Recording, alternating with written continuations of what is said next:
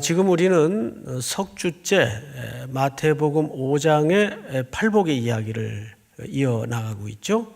오늘 그 중에 세 번째 시간인데요. 온유한 자에 대해서 우리가 좀 말씀을 나누도록 하겠습니다.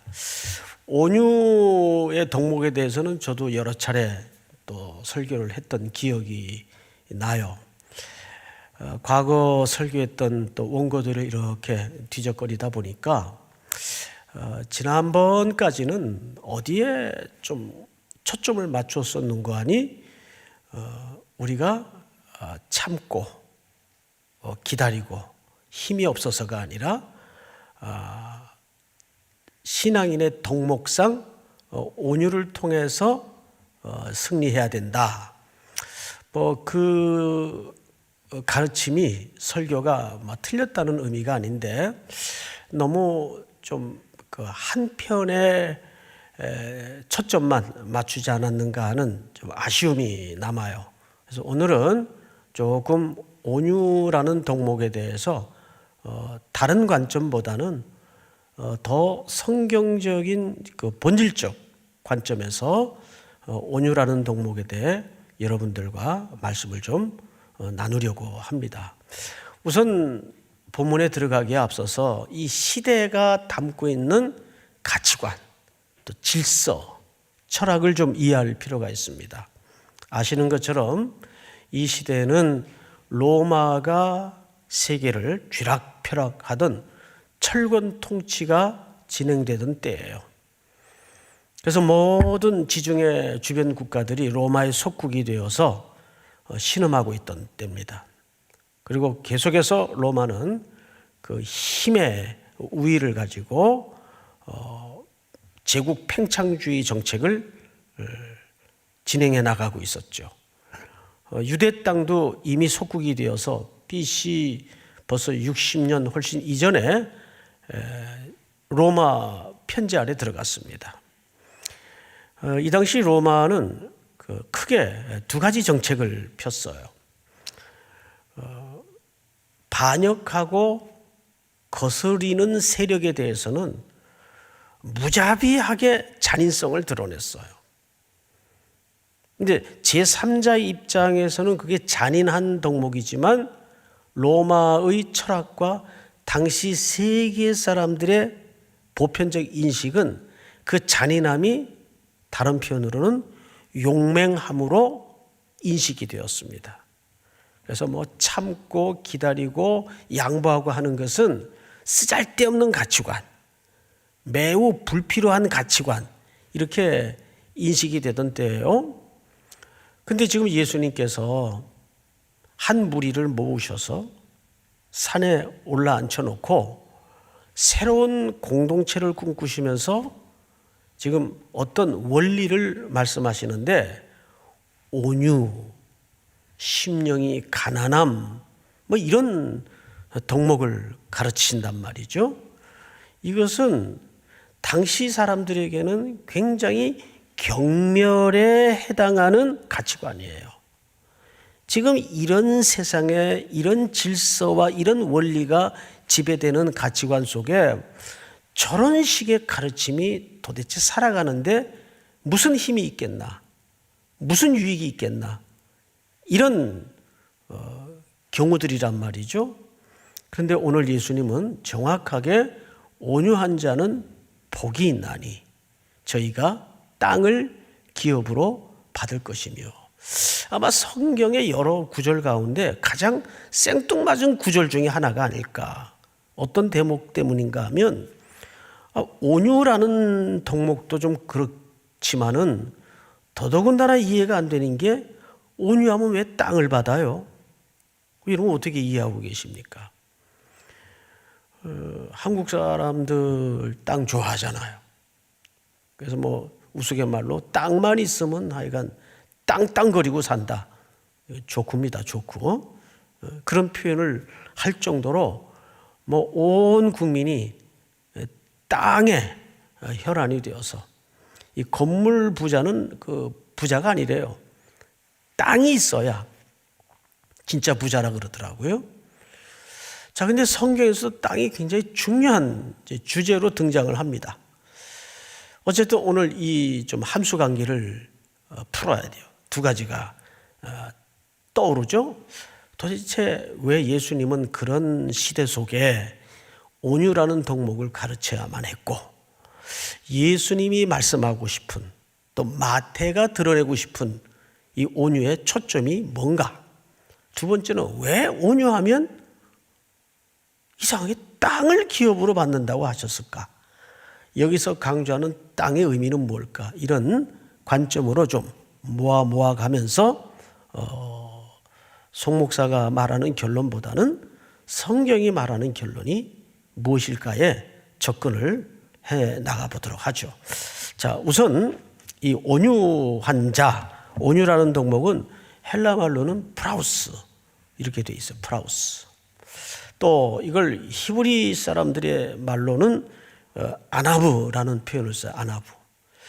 근데 놀랍게도 구약 성경에 또 히브리인들의 사고를 기초로 조사를 해보니까 이 아나브, 온유라는 덕목이 동의 개념이 몇 개가 있어요. 동의 개념.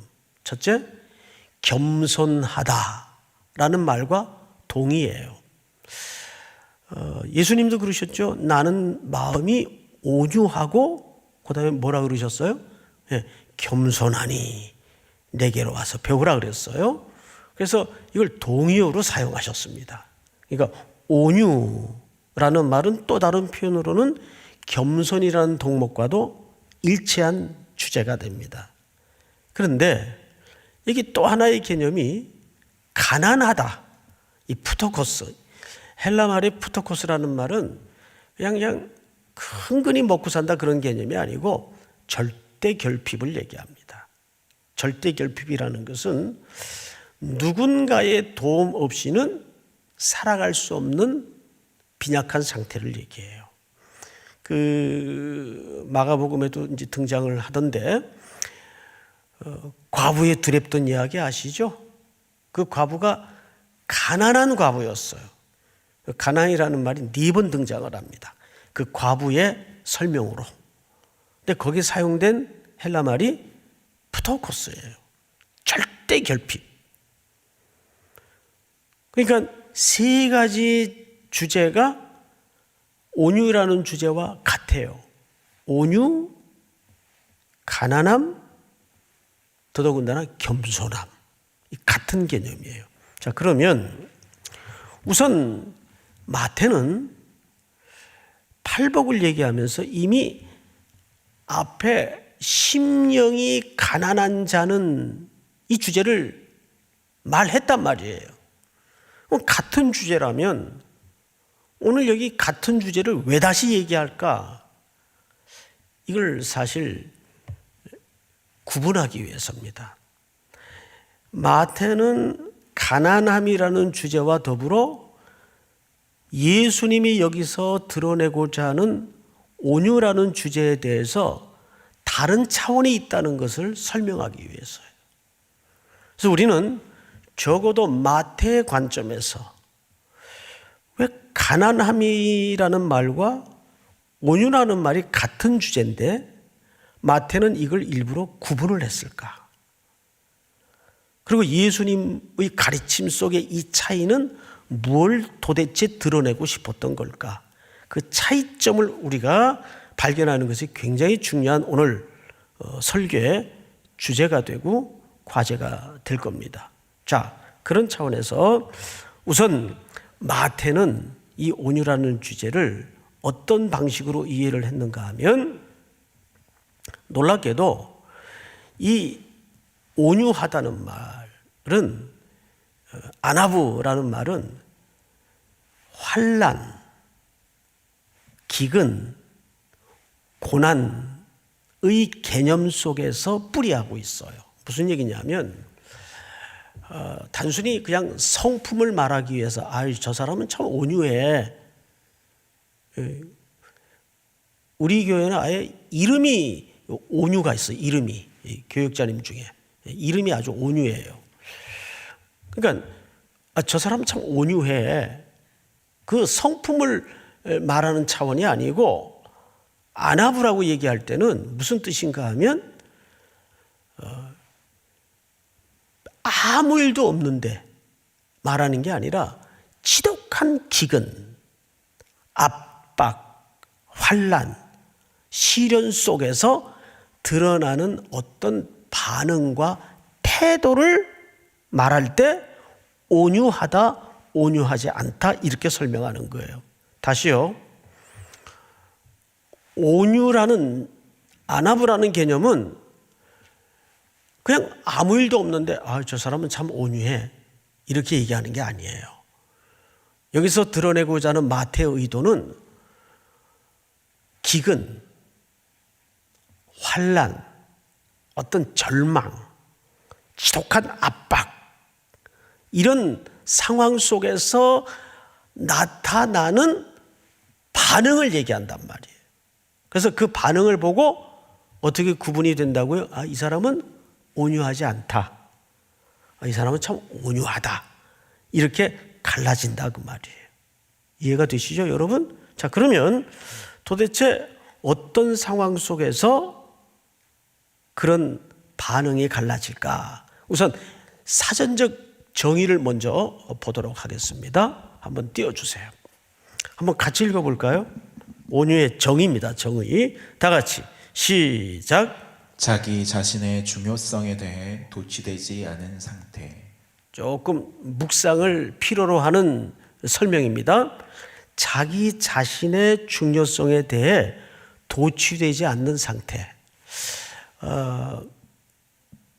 이렇게 표현하면 어떨까요? 감히 나를, 이게 이미 뭐가 된 거죠? 이 자기 중심적인 도취에 빠진 거예요. 감히 나를, 또 나를 어떻게 보고, 이런 거예요. 앤드류 머레이라는 분이 겸손이라는 책에서 제가 몇 번 설명드린 적 있죠?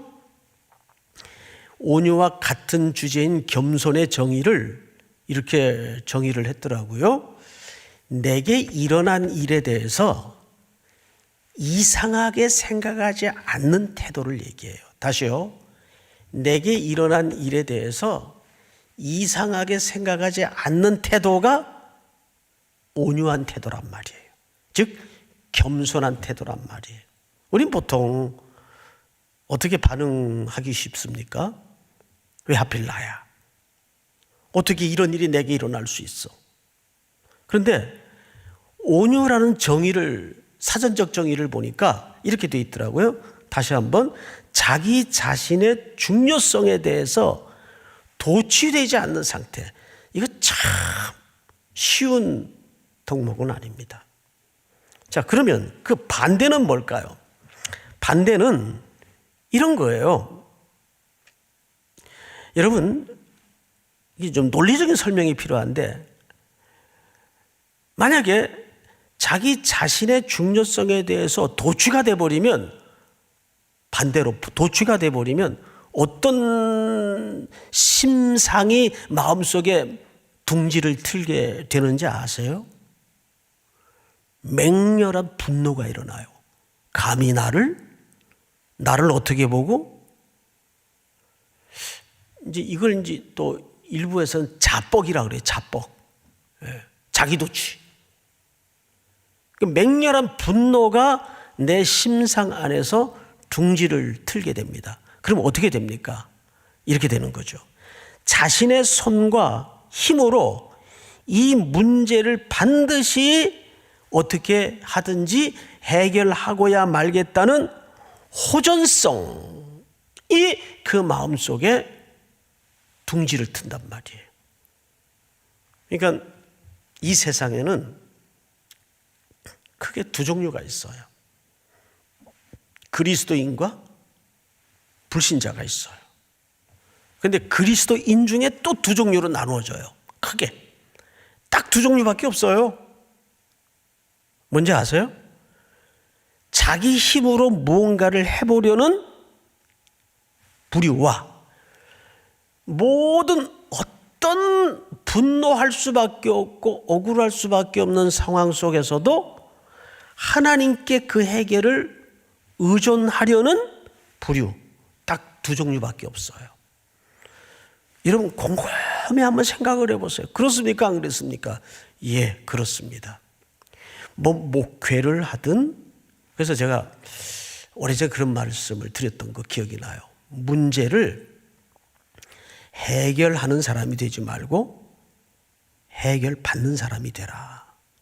다시요. 문제를 해결하는 사람이 되지 말고 해결받는 사람이 되라. 그러니까 온유라는 것은 정확히 무슨 뜻인가 하면 이런 거예요. 지독한 기근과 환난과 압박 속에서 내가 아무것도 할 수 없구나. 이 상황 속에서.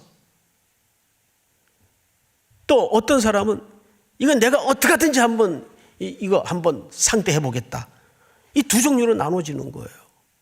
어떻게 하든지 해보겠다는 사람과 내가 할 수 있는 게 없구나. 그러면 그 사람은 자연히 그 사고와 심성의 귀로가 어디로 모아질 수밖에 없어요. 자기보다 힘 있는 자, 자기보다 능력 있는 자, 자기보다 센 자에게 모든 걸 의존할 수밖에 없어요. 주님 도와주세요. 아버지 저 어떻게 해요? 이게 뭐죠? 예, 정확하게 온유한 상태는 이 상태를 얘기하는 거예요. 하나님께 소망을 둘 수 있는 자. 여러분 믿습니까? 하나님께 소망을 두는 자. 그런데 더더욱 기가 막힌 게 뭐냐면 예수님은 자기 자신을 온유하다 그랬어요. 그분이 하나님이세요. 그분은 온유하고 말 게 없는 분이에요. 그분은 전능하세요. 돌멩이로 떡을 만들 수 있는 분이세요. 그런데 예수님이 나는 온유하다는 말이 무슨 뜻일까요? 육신의 몸을 입고 계시는 동안에 철저하게 아들 되는 법을 연습했다 그 말이에요. 모든 니즈를 하늘 아버지께 구해요. 예수님의 삶을 보세요. 정확하게 모든 것을 아버지께 구함으로써 무슨 연습을 이 땅에서 계속 해오셨죠? 아들이 되고 자녀가 되는 연습을 하신 거예요. 심지어는 어디 위에서도, 십자가 위에서도 그냥 뛰어내려 오셔가지고 십자가를 분지러뜨리고 로마 군병들을 쫓아가서 내가 12영이 되는 천군 천사를 동원하지 못할 줄 아느냐? 그러나 그런 방식을 채택하지 않고 아버지께 모든 과정을 맡긴 거예요. 그러니까 우리가 새롭게 정의해야 되는 건 뭐냐 하면 온유라는 정의는 오늘 특별히 마태복음 5장에서 예수님이 새로운 공동체와 이 질서들에게 맡기고 싶은 의미는 뭐냐면 가르치고 싶은 초점은 모든 것을 아버지께 소망을 두라는 뜻입니다. 그 태도를 가지라는 뜻이에요. 그래서 온유의 정의를 한번 우리가 봤다면 이제 태도를 한번 보십시다. 온유의 태도라는 건 뭐냐면 이것은 불의한 세상 속에서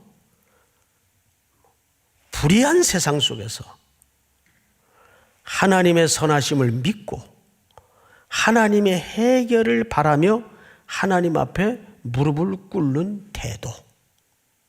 이게 온유의 오늘 마태 기자의 눈을 통해서 예수님이 드러내고 싶었던, 가르치고 싶었던 초점이에요. 우리 같이 우리 모니터로 예배하는 모든 성도들도 같이 한번 읽어보십시다. 시작. 이것은 불의한 세상 속에서 하나님의 선하심을 믿고 하나님의 해결을 바라며 하나님 앞에 무릎 꿇는 태도다. 아멘. 믿으십니까? 그 다음에 또 다른 태도의 한 켠을 보십시다.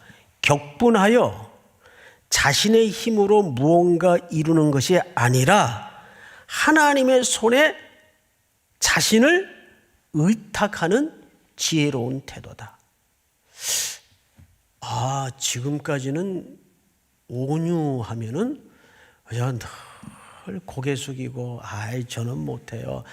제가 뭘요. 이렇게 동양적 미덕의 관점으로만 이해를 했는데 이 온유라는 덕목이야말로 오늘 마태의 기자의 눈을 통해서 예수님이 가르치고자 했던 이 온유라는 주제야말로 가장 격렬한 소망이구나. 격렬한 우리가 배워야 될 신앙적 태도구나. 우리 다음 태도를 하나 좀 맞아볼까요? 다 같이 시작.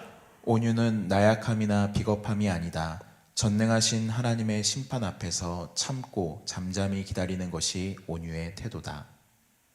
이것이 어디에 꽃 피워졌습니까? 십자가 위에서. 전능하신 하나님의 아드님이 전능하신 능력을 가지고 그 불의한 자들의 악한 조롱과 수모와 공격 앞에서도 그 입을 열지 아니하고 모든 결말을 누구에게 맡겼어요? 하나님께 맡겼어요. 가장 온유가 꽃피어진 자리가 십자가입니다. 믿습니까, 여러분? 어렵도다. 어려워요. 그러나 우리는 이 땅에 하나님의 백성으로 그의 공동체로 부름을 받아 살아가야 하는 이 나그네 길에는 이 원리를 되든 안 되든 순종하기로 결심을 해야 됩니다. 믿으십니까? 자, 그런데 이제 진짜 어려운 주제에 들어섰어요. 온유한 자는 복이 있나니 저희가 뭘 받는다고요? 땅. 이제 수지 맞을 대목에 이른 거예요. 땅을 받는다. 자, 여러분, 땅은 뭘까요? 우리 인간에게 땅은 뭐예요? 여기서 말하는 땅은 이런 물리적인 토지의 개념을 얘기하는 게 아닙니다. 땅이라는 공간은 물리적인 공간이지만 그 땅은 인간의 삶의 현장이요, 하나님께서 인간을 통해서 구현시키고 드러내고자 하는 하나님의 질서가 드러나야 되고 하나님의 원리와 방법이 드러나야 되는 공간적 개념이에요. 자, 우리 창세기 1장을 한번 띄워주세요. 제가 좀 읽겠습니다. 하나님께서 천지를 만드셨어요. 그리고 첫 인류에게 땅을 주셨습니다. 자, 왜 주셨는가? 하나님이 그들에게 복을 주시며 하나님이 그들에게 이르시되 생육하고 번성하여 어디에 충만하라? 땅에 충만하라. 그리고 땅을 정복하라는 말은 강탈하고 그런 개념이 아니라 통치하고 다스리라. 첫 아담은 이 땅의 왕으로 설정하신 겁니다. 바다의 물고기와 하늘의 새와 땅에 움직이는 모든 생물을 다스리라 하시니라. 그러니까 땅은 어떤 공간으로 우리에게 최초로 주어졌는가 하면 하나님의 원리와 하나님의 질서와 하나님의 가치관을 구현하는 물리적 공간으로서 땅을 설정하셨어요. 그래서 그 땅이라는 공간에서 우리는 하나님의 명령과 하나님의 가치관을 따라 움직여 살아야만이 그 땅은 우리에게 행복을 주도록 설계하셨습니다. 그런데 인간에게 죄가 들어와요. 자고하고자 하는 죄가 들어와요. 독립하고자 하는 죄가 들어와요. 하나님과 같아지고자 하는 피조물의 선을 넘어버립니다. 그래서 인류는 그 땅을 어떻게 만들었나요? 창세기 3장을 한번 볼까요? 이렇게 만들었어요.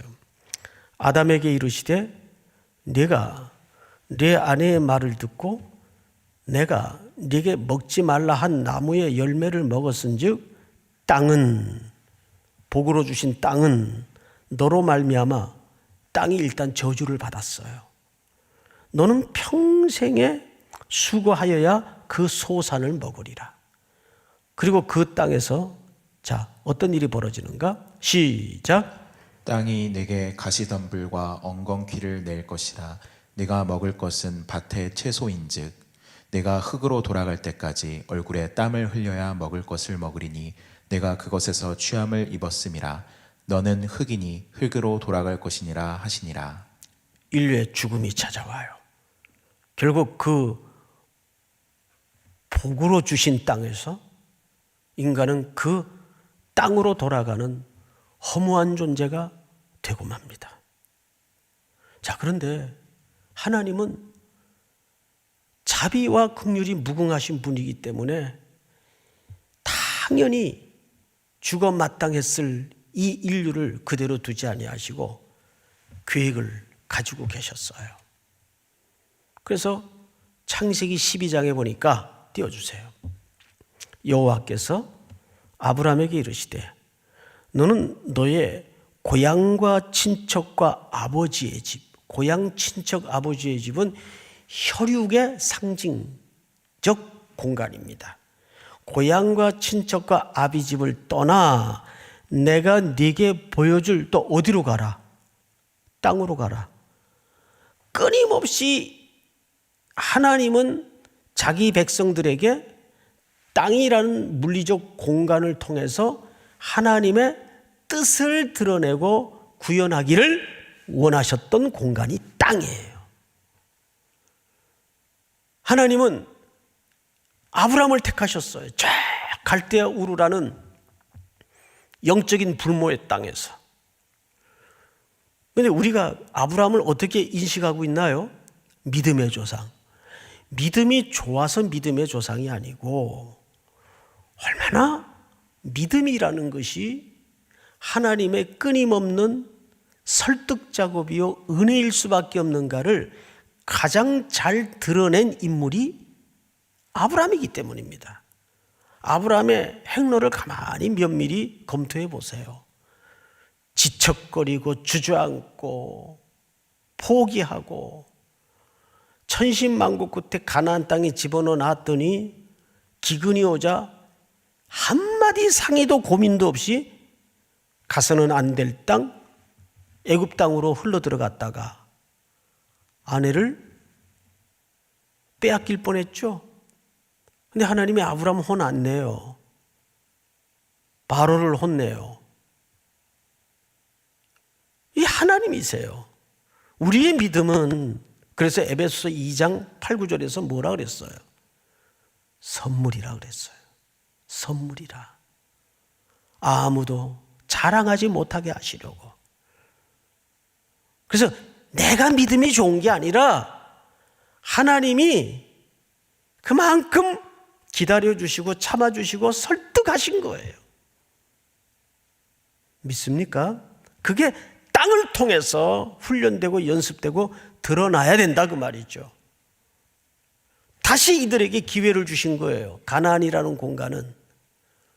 그런데 거기서 이들은 어떻게 됐나요? 여러분 이사야 2장을 한번 볼까요? 그 땅에는 은금이 가득하고 보화가 무한하며 그 땅에는 마필이 가득하고 병거가 무수하며 다 같이 시작. 그 땅에는 우상도 가득하므로 그들이 자기 손으로 짓고 자기 손가락으로 만든 것을 경배하여. 우상 숭배에 빠졌어요. 가나안 문화에 그 매력에 빠져서 심지어는 그 땅을 창조하시고 자신들에게 다시 한번 회복의 기회를 허락하신 하나님을 등 돌리고 음행한 여인처럼 우상에 빠져버리고 말았어요. 그래서 에스겔 선지자의 글을 한번 만나볼까요? 이 땅 백성은 포악하고 강탈을 일삼고 가난하고 궁핍한 자를 압제하고 나그네를 부당하게 학대하였으므로 이 모든 것들이 타락한 인간 속에서 번져나온 추악한 냄새들이에요. 이게 결국 수많은 선지자들을 통해서 경고했어요. 그렇게 하면 안 된다. 그렇게 하면 벌 받는다. 그렇게 하면 매 맞는다. 여러 선지자들을 보내서 설득했지만 말을 듣지 않으니까 하나님께서 가장 아픈 사랑의 방법으로 또 어떻게 하셨죠? 그 땅에서 뽑아내 바벨론의 아수르에 넘겨버리고 맙니다. 땅을 잃어버리게 만들어요. 결국 하나님의 백성의 장구한 역사 속에 순례길을 보면 땅을 회복하는 싸움이에요. 그러니까 결국 성경에서 말하고자 하는 땅의 개념은 뭐예요? 가나안 땅은 그 물리적인 땅 자체에 무슨 젖과 꿀이 흐르는 것이 아니라 하나님의 통치를 배우고 하나님 안에 복락을 연습하는 공간이 땅을 통해서 실현되고 구현돼야 된다고 말이죠. 온유한 자는 복이 있나니, 그 온유라는 것은 시편 37편에서 11절에 본문을 보면 바로 예수님이 여기서 인용한 말씀이에요. 자, 시편 37편 9절부터 좀 보십시다. 9절. 진실로 악을 행하는 자들은 끊어질 것이나 여호와를 소망하는 자들은 뭘 차지하리로다? 땅을 차지하리로다. 자, 여러분, 그러면 이 여호와를 소망하는 자는 땅을 차지한다는 걸로 보아서 이 여호와를 소망하는 자는 오늘 신약식으로 표현하면 어떤 자들입니까? 온유한 자들이에요. 그러니까 온유의 정의가 여기서 우리에게 새롭게 들어와야 되는 것이 뭐냐면 여호와를 소망하는 자들이에요. 기근과 환난과 압제 속에서 어떻게 하든 내 힘으로 뭔가를 해결하겠다고 하는 자들이 아니라 여호와를 소망하는 자들에게 하나님께서 뭘 약속하셨죠? 다시 땅을 약속하세요. 10절 다 같이 한번 읽어볼까요? 10절 준비가 안 됐나요? 예, 11절을 한번 보십시다. 다 같이 시작. 그러나 온유한 자들은 땅을 차지하며 풍성한 화평으로 즐거워하리로다. 아멘. 여기 풍성한 화평으로 즐거워한대요. 풍성한 화평이 뭐예요? 하나님과의 관계 회복을 통해서 그분의 복락을 경험하는 은혜를 얘기하는 거예요. 그게 어디서 나타난다는 말입니까? 허락된 땅에서. 그러니까 하나님은 땅이라는 이 물질은 매개물로 사용하시는 겁니다.